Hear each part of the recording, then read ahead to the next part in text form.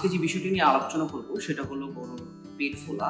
এটা বিভিন্ন কারণে হয়ে থাকে এবং এটা গরুর খুব একটা সাধারণ সমস্যা। তো এই ধরনের সমস্যা বিভিন্ন কারণে হতে পারে। যেমন অনেক ক্ষেত্রে যদি দানাদার খাবারের পরিমাণ বেশি হয়ে যায়, যদি অতিরিক্ত পরিমাণ ঘাস দিই, অথবা অনেক সময় ভাতের মার যদি খাওয়ায়, পচা বা বাসি খাবার দিলেও কিন্তু এই ধরনের পেট ফোলা রোগের আক্রান্ত হয়ে থাকে। যেমন আপনার ঘরের মধ্যে যে সমস্ত জিনিসগুলো আছে সেগুলো দিয়ে কিন্তু এই সমস্যার আপনি সমাধান করতে পারেন। যেমন আপনি গরুর পেট ফোলা ভাব দেখলেই, অথবা গরু যদি হালকা খাবারে অনীহা বা খাবার খাচ্ছে না এই ধরনের ভাব দেখলেই আপনি কিন্তু গরুকে আদার রস খাওয়াতে পারেন।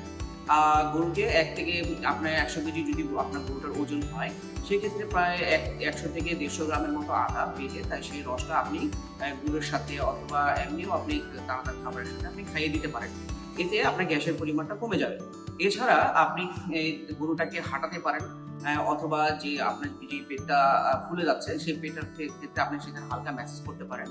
আমরা এই পেট ফোলার ভাবটা সবচেয়ে বেশি লক্ষ্য করতে পারি গরুর যে বাম দিকের যে ৩ কোণা যে জায়গাটা আছে সেই জায়গাটা যখন ফুলে যায় এবং শক্ত হয়ে যায়, তখনই কিন্তু আমরা বুঝি যে আসলে গরুটার পেট ফোলার সমস্যা হয়েছে।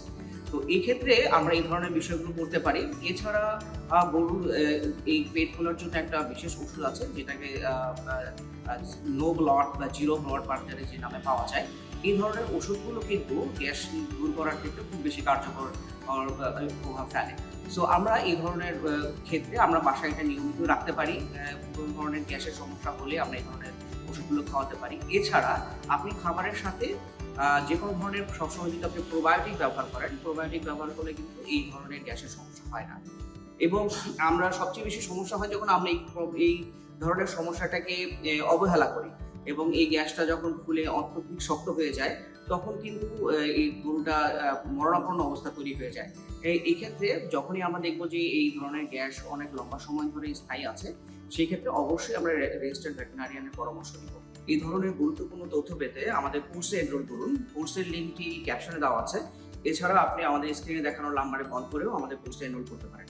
কৃষি বিষয়ক যে কোনো পরামর্শের জন্য এখনই ডাউনলোড করুন ফলন অ্যাপ।